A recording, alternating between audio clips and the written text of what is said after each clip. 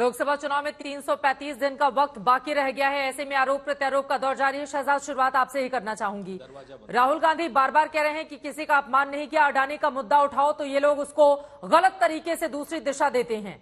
मैं डरूंगा नहीं, न माफी मांगूंगा, मैं सावरकर नहीं गांधी हूं। क्या है इस पर जवाब आपका? देखिए, ये अडानी का विषय तो एक बहाना है, ओबीसी समाज के अपमान से भाग जाना है और इसीलिए ना स्वीकारना है और सावरकर जी का भी अपमान करवाना है।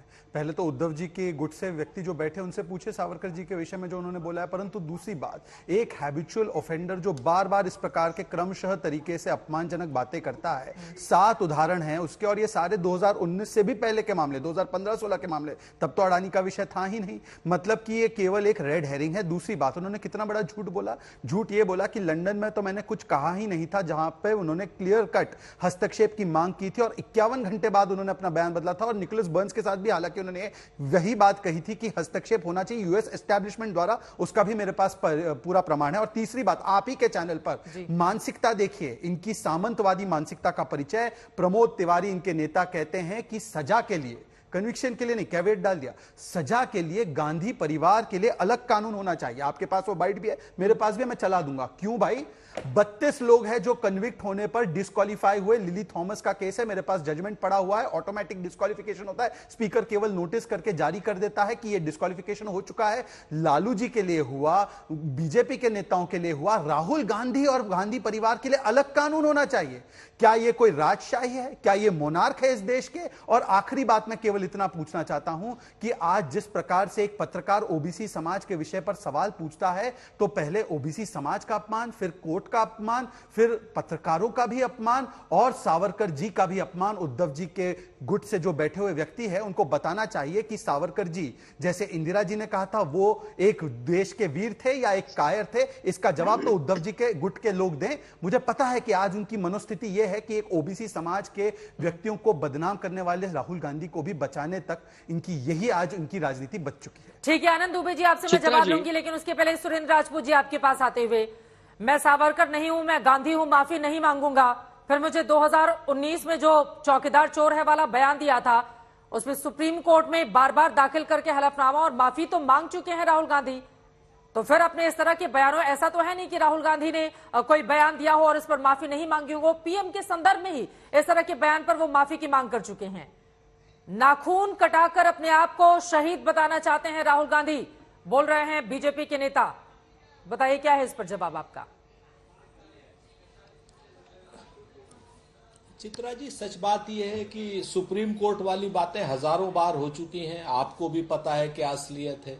सुप्रीम कोर्ट से माफी मांगी थी इस बात की कि भाई आपको हमने शामिल कर लिया था। सुप्रीम कोर्ट ने कहा है चौकीदार चोर है, यह सुप्रीम कोर्ट ने नहीं कहा था। राहुल गांधी ने अपने हलफनामे में यह कहा था, लेकिन चौकीदार चोर था, चौकीदार चोर है और चौकीदार चोर रहेगा। इस पर ना तो हमने कोई माफी मांगी थी, ना हम कोई माफी मांगे। ठीक है सर, एक सेकंड सुरेंद्र राजपूत जी, मुझे लगता है कि आपको करेक्ट कर देना चाहिए। राजपूत जी एक सेकंड सर, एक सेकंड, नहीं, आप चूंकि मेरे ऊपर क्वेश्चन कर रहे हैं, मैं अक्षरशः वो बातें पढ़ देती हूं। 2019 में पीएम के चौकीदार चोर हैं के बारे में सुप्रीम कोर्ट में 3 बार माफीनामा पेश किया गया। इनमें अंतिम माफीनामे में राहुल ने चौथे पॉइंट में लिखा कि वो बिना शर्त अपने इस गलत बयान के लिए माफी मांगते हैं। अभिषेक मनु सिंघवी वकील थे, जो कुछ कहा था मैंने अक्षरशः बिना इधर उधर किए पढ़ दिया है। अब अपनी बात को आगे बढ़ाइए आप सुरेंद्र जी।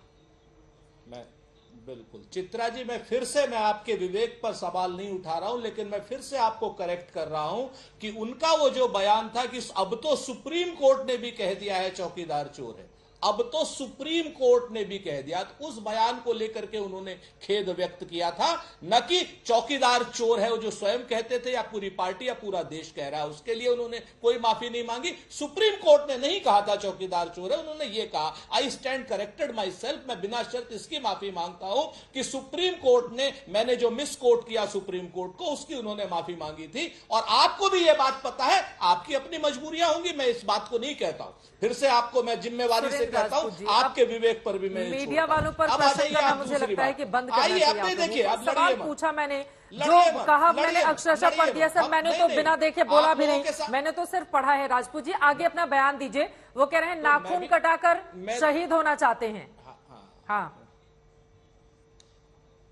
अरे शहीदों का परिवार है, 40 क्या नाम के इनके पार्टी का हमारे परिवार के 11 से 17 लोग 40 साल तक के लिए जेल रहे हैं अंग्रेजों से आजादी में। 2 आदमी शहीद हुए हैं, इंदिरा गांधी जी, राजीव गांधी जी हमारे परिवार से शहीद हुए हैं। नाखून खटा करके शहीद तो श्यामा प्रसाद मुखर्जी और हेगड़ेवार से लेकर के आज तक इनके यहां कोई नहीं हुआ। हमारे तो कांग्रेसी महेंद्र कर्मा के नेतृत्व में पूरे छत्तीसगढ़ में 40 लोग शहीद हुए हैं। इन लोगों की बात क्या कीजिएगा जो बेरोजगार और थेथर मंत्री हैं, जिनके ना कहने का मतलब है ना कोई सुनने का मतलब है। मसला यहां पर सीधा सा है, इधर उधर की कोई बात नहीं है। स्पष्ट रूप से मानहानि, पिछड़ों की मानहानि, जिस आदमी ने मानहानि का दावा किया है वही पिछड़ा नहीं है। वो स्वयं अपने हलफनामे में लिख रहा है कि साहब मैं पिछड़ा नहीं हूं, मैं तो मोदी हूं और वणिक हूं, यानी व्यापारी हूं। बाकायदा चाहे तो उसके हलफनामे को आप चेक कर लीजिए। तो सच बात यह है कि पिछड़े और जिन लोगों की उन्होंने बात की, ललित मोदी पिछड़े नहीं, नीरव मोदी पिछड़े नहीं, तो सच बात यह है कि पिछड़ों के अपमान की तो कोई बात ही नहीं की। अभी ये कह रहे थे शहजाद पूनावाला जी, और ये तो विद्वान है, हमारे यहां से गए हैं इसलिए विद्वान है, वो रविशंकर प्रसाद है हमारे साहब। उन्होंने कहा साहब सारे मोदी, उन्होंने पूछा कि ये सारे चोर मोदी सरनेम वाले। सच बात ये, उन्होंने ये नहीं कहा कि सारे मोदी चोर हैं। सच ये असलियत में ये है, और ये से तो बहाना है। अब इस चीज को देखिए ना, 1 महीने पहले तक वही पूर्णेश मोदी इसी केस के लिए हाई कोर्ट में स्टे लिए हुए हैं। जैसे ही अडानी के लिए भाषण संसद में दिया गया और राहुल गांधी जी के द्वारा, उसने अपनी स्टे एप्लीकेशन वापस ली। स्टे एप्लीकेशन वापस लेने के बाद 1 महीने के अंदर निर्णय आ गया। मैं तो एक चीज कहता हूं ना, एक बात खाली आखिरी बात कह देता हूं चित्रा जी, आप तो उत्तर प्रदेश से हैं। एक सांसद है बांदा का, इनका आर.के. सिंह पटेल, डकैतों को संरक्षण देने के मुकदमे हैं, उसके ऊपर 7 से 10 साल की सजा हो सकती है। लेकिन उसके सारे मुकदमे योगी जी वापस ले रहे, राजनीतिक मुकदमे नहीं है, डकैतों को संरक्षण देने के मुकदमे हैं, उसके मुकदमे वापस ले रहे हैं। उसको बेल, राहुल जी को जेल। ये है इन लोगों का असली मॉडल। हम अडानी पर बात करते रहेंगे, देखिए हम अडानी पर बात नहीं छोड़ने वाले हैं। यदि आपका हो चुका हो तो मैं अपनी बात संपदा से जुड़ा हुआ मुद्दा। ठीक है सर, ठीक है सर। सुरेंद्र जी ये बात सच है, मैं विद्वान हूं। आप कुछ मत करो, आप चित्रा जी को कराने दो ना। ये बात सच है, मैं विद्वान हूं, इसलिए कांग्रेस में नहीं रहा, कांग्रेस छोड़ दिया। जो विद्वान होते हैं वो कांग्रेस में नहीं रहते हैं। मैं आपको सिर्फ 1-2 चीजें बोलना चाहता हूं। पहली बात, नहीं अब बीच में मत बोलिए सुरेंद्र जी, सुनने की क्षमता भी रखिए। अब पत्रकारों को तो आपने अड़का ही दिया, राजदीप जैसे पत्रकार को भी आपने क्या क्या कहा भरी सभा में।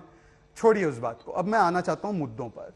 पहले तो आप फिर से उन लोगों का अपमान कर रहे हैं। मोदी जो होते हैं गुजरात में घांची अर्थात तेली समाज के होते, ओबीसी समाज में आते हैं। आप जाकर चेक कर लीजिए। और आज आप फिर से उस बयान को, और राहुल गांधी क्या कहते हैं, मैंने सोच समझकर जानबूझकर तमाम मोदी समाज के लोगों को चोर बोला है। ये उन्होंने खुद अपने मुंह से स्वीकारा है। और ये तो छोड़िए, उन्होंने ये नहीं कहा सेना की नहीं। आप बीच में मत बोलिए सुरेंद्र जी। देखिए एक डिबेट की मर्यादा है, आप अपनी बात अपने समय पर। चित्रा जी ये हमेशा, मैं जब भी अपनी बात तथ्यों के साथ रखता हूं, मुझे अपनी ही बात रखने के लिए समय मांगने के लिए प्लीडिंग करनी सुरेंद्र जी एक बार उनकी बात हो जाए, उसके बाद मैं लौट रही हूं आपके पास। एक बार उनकी पूरी बात हो जाए। अब देखिए, अभी आपका पहला झूठ तो खुद चित्रा जी ने पकड़वा दिया कि किस प्रकार से वहां पर सुप्रीम कोर्ट को लेकर उन्होंने झूठ बोला। उन्होंने तो यह भी कहा कि सेना जो है सर्जिकल स्ट्राइक करती है तो वो खून की दलाली है, सेना पिट कर आ गई चीन के हाथों, ये भी उनका बयान है।